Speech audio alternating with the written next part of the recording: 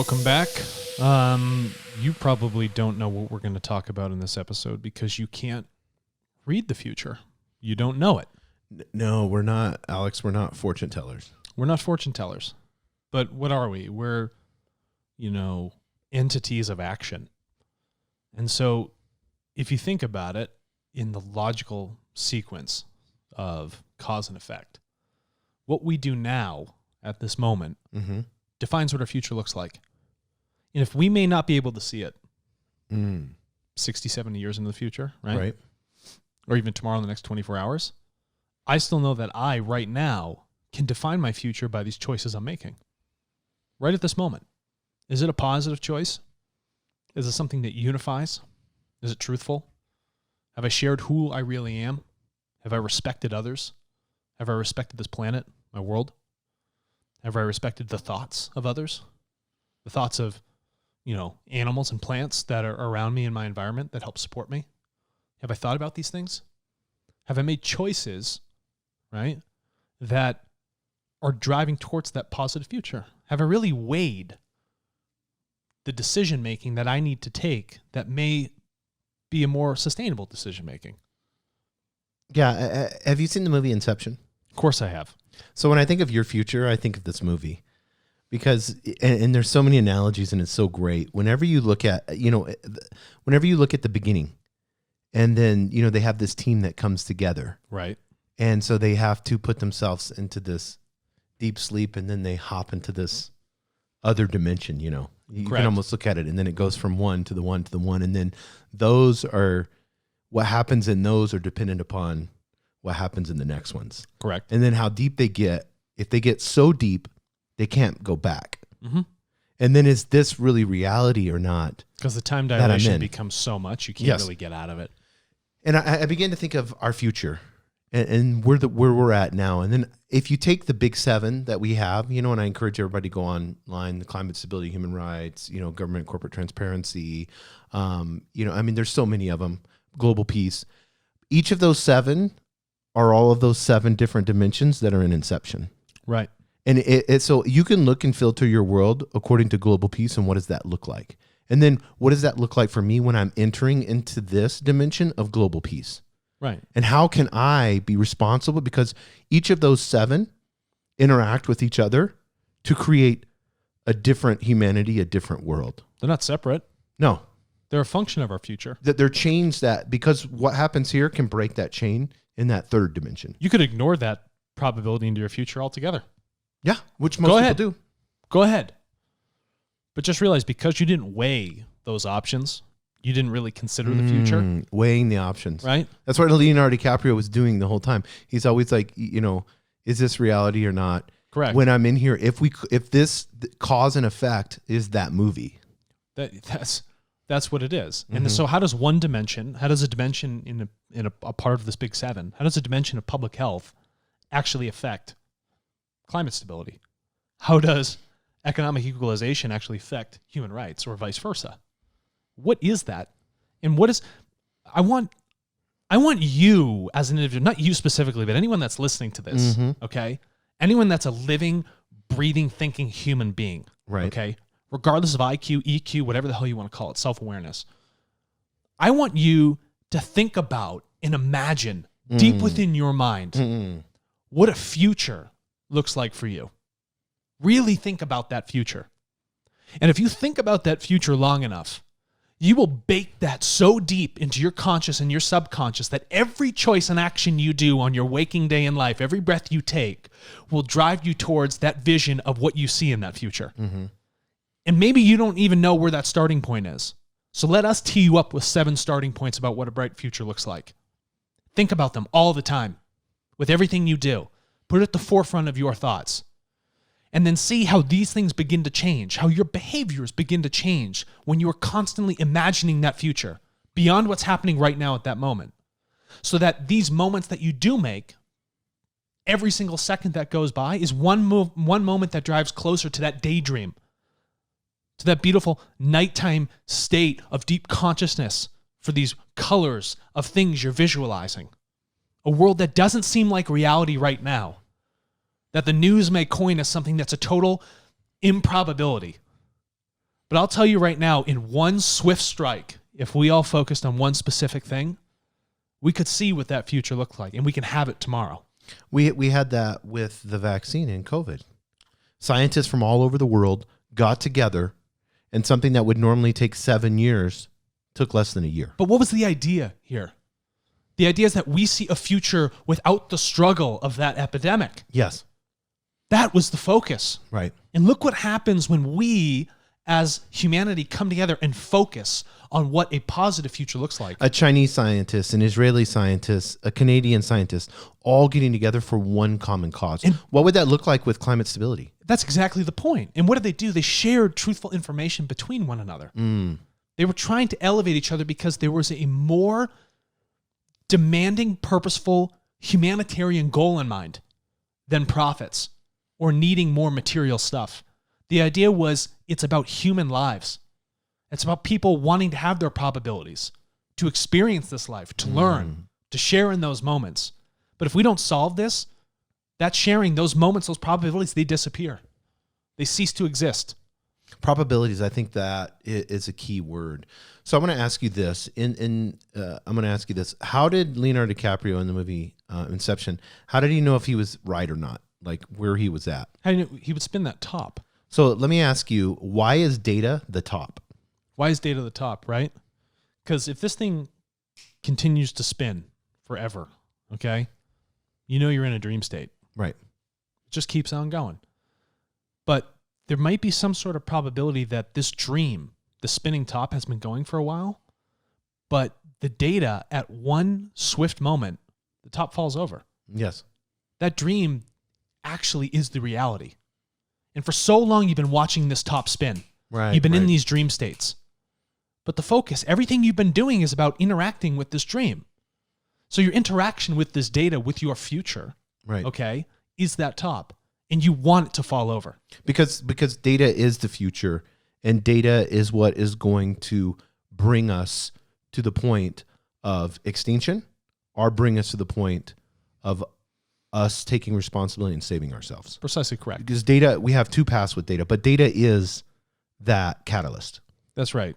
Like famously said by Led Zeppelin, Stairway to Heaven. Yes. You know, there's two paths you can go by. Right. But in the long run, there's still time to change the road you're on.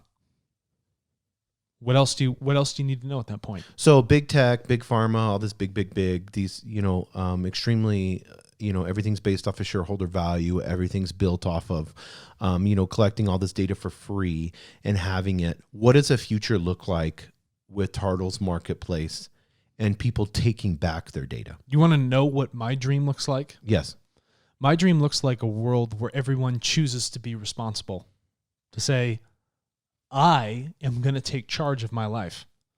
I'm going to take charge of my information, my thoughts. I'm going to be truthful. I'm going to share it as much as possible. And I want to see that world get compensated for that sharing. I want to see that world see the benefits of that sharing in its interlinked, intricate nature of this closed system we live on.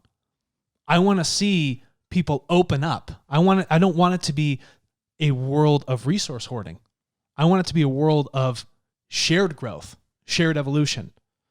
I want to see a world of developed consciousness, studying things that we never thought to study before. Look at the unstructured and find the structures within it. I see a world where we are not focused on climate stability because everything we do is stabilizing. The choices you make stabilize. I want to see a world where people are not struggling to feed themselves. I want to see a world where we see the respect in one another, where the data shows us that we, at the very base of all things, are human beings. Regardless of the choices are made, whether you think it's good or bad, you're a human being. And that should be enough to unite all of us. And data will help bring clarity to that without dogmatism. It will be agnostic. It won't have a bias. It will just show what needs to be shown. And how we want to perceive it and recognize it for its value, for its clarity of who we are and the choices we're making, that's upon us. But my daydream, my vision for that future is one that is immensely positive, immensely evolutive, immensely peaceful and unifying for all of us. And that will happen if we focus on the probabilities of what we want that future to look like and driving the choices to get there. So since it's our choice, and that's a big point, and you're saying there's responsibility to make the right choices.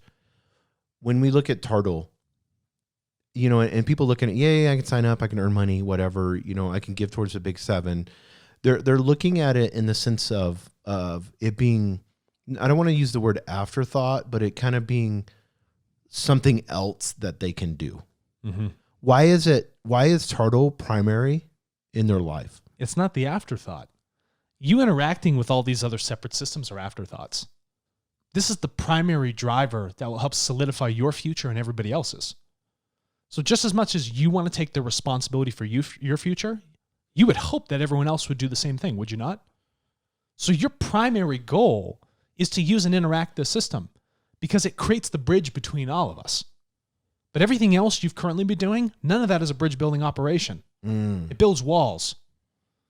So I would ask you to become that bridge builder. Engineer your future. Engineer your future to that vision that you have seen.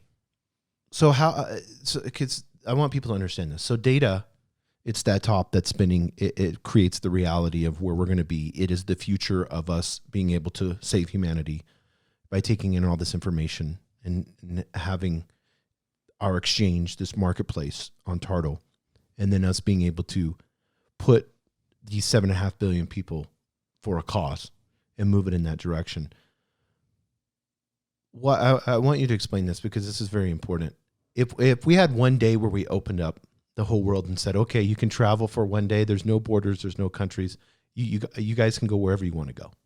And we're going to have, you remember The Purge, the movie? Remember how crazy that was? Yeah. This is kind of the same thing.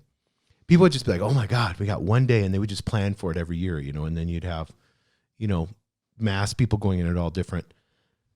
TARTLE has no borders. No. TARTLE doesn't look at you in Russia, look at you in the Philippines, look at you in Brazil, Canada. It doesn't look at you as being different. There's no I mean, you use the word altruistic, but it's unifying. Yeah. In the sense of looking at everyone as an individual, but at the same time looking at everyone as a collective whole. That's what it is. It's the collective. So my question to you, long question, sorry about that. But my question to you is, whenever you look at the marketplace and you look at it not having borders, not having an identity in individualism, then how does that create a future that's decentralized? Because it strips away biases. When you strip away this false perception of separatism, right? This human-created paradox that we're all completely separate, that we have no sort of interaction with one another, you find yourself changing the conversation in your own mind. Yeah, I like this. And through the change in that conversation, you create a sense, deep, deep sense within you that there's more to me and to everyone else than what we've currently been seeing. And this marketplace is an example, a metaphor for how humanity needs to look at the truthful aspects of what brings us together. We do not have these borders because it's a false perspective of reality. Yes. We wanted to create something that was truthful. I like this. Yes. That reinforces truth. And if we could share that with you openly, regardless of where you are in locale, we know that we can bring truth with a tool to you so that you can then come back and double down on that truth for yourself and for others. Is that clear? Yeah, no, that's ultra clear. So last question, because we want to make sure that we're respectful of people's time. Your future. Whenever we look at TARTLE, we look at people signing up, we look at them taking back their future. When you see TARTLE 5 years from now, what do you see? I see billions of people awake. We've been sleepwalking for so long. It's the only way I could describe it. I see people actually awake to a light, to a truth about themselves and others. So define awake.